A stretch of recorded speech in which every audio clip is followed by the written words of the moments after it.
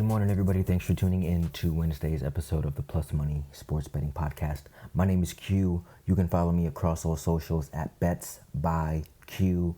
And of course, this podcast is brought to you by Black Sheep Betting, where it is a dog's world. Check out the link in the description. It will get you access to the Discord. You got to come check it out. I got some free trials in there. If you leave a review and send me a DM, I'm getting through to giving access to the VIP chat for a week free if you rate and subscribe to this podcast.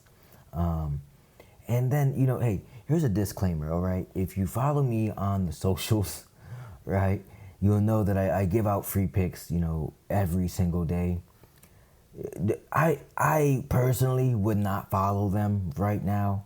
Outside of the podcast in my VIP plays, the free picks that I've given out, the last 10 have all lost. So if you're looking for a really good fade spot, check out my Instagram, my Twitter at BetsByQ. I'll post a free play there. Maybe you can make some money fading me. But don't do that on the podcast because we're off to a really good start this week. Quick recap from yesterday. We went 1-1. We cashed Beatrice Hadaji Maya, but we lost on Katie Boter. Katie came out really flat out of the gate.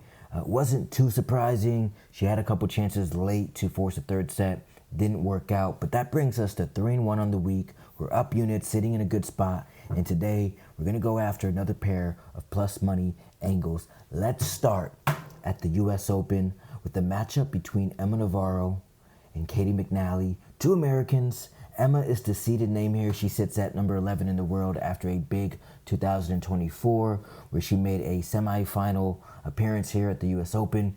She's already had a really strong year, made the quarterfinals at the Australian Open to begin the year, has a title in Merida, but she comes into this event a little shaky.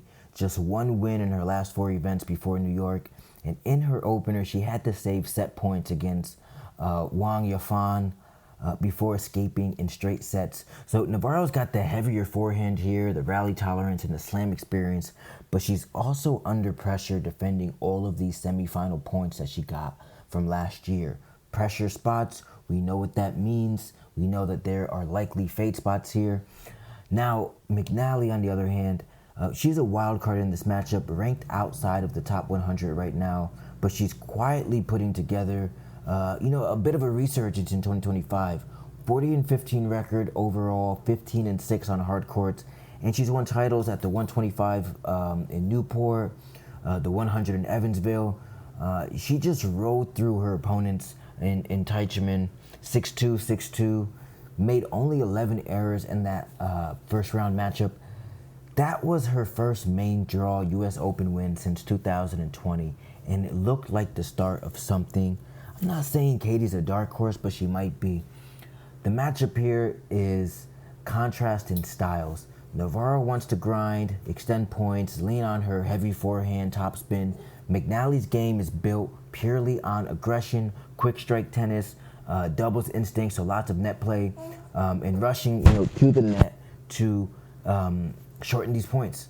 The question is whether McNally can sustain this type of play. She's 0-7 against top 20 opponents at the WTA level, so she hasn't found that breakthrough yet, but she's confident in her form right now. And, Navarro has, she's shown that the nerves can get to her when she is protecting leads. So this feels like the perfect storm for McNally to steal one. If she can reposition herself on her serve and keep Navarro on her back foot. The upset path is there. And I always say, if I can find a path to victory on an underdog, then I'm going to take it. So I'll take Katie McNally to win in 2 tight sets. Expect swings, but I think her aggressive patterns will carry her through here. So Katie McNally on the money line, plus 120. 1 unit, lock it in. I will see you at the counter. Now, let's shift over to the MLB, where I'm looking at the Astros and Rockies over 8 runs at even money, plus 100. Framber Valdez takes the ball for Houston. And while the name still carries a lot of weight, and that's obvious from the way that the books are pricing this, obviously it's against Colorado as well. But the Astros have lost each of his last 5 starts, and in his last 4, he's given up 7, 3, 4, and 5 earned runs.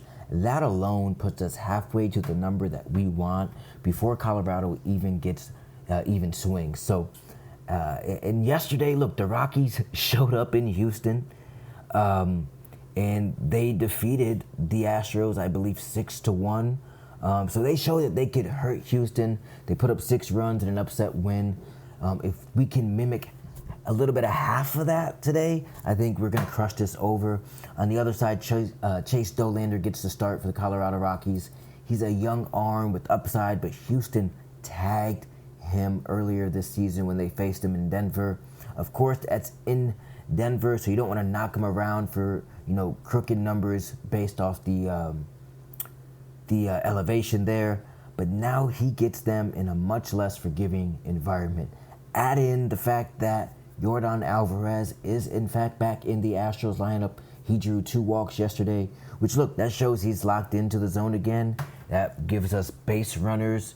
And you've got more firepower available now for the Astros. So yes, this isn't the same Astros team that we're used to with all the ALS appearances, but they're still right in the thick of this AL West race. This means a lot here, especially with Seattle doing what they're doing.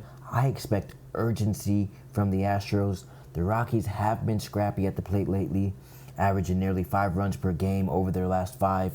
When you combine Valdez struggles, Dollander's inexperience, and a spot for Houston to bounce back, the run should come from both sides. So the play here is over 8 runs at plus 100. I would not shy away from this, even if it was 8.5. So if the book is hanging that 8.5, don't worry about it. I would still hit the place bet button. Runs win games at the end of the day, and tonight I think we see plenty of them. Okay, so 2 plays on the board today.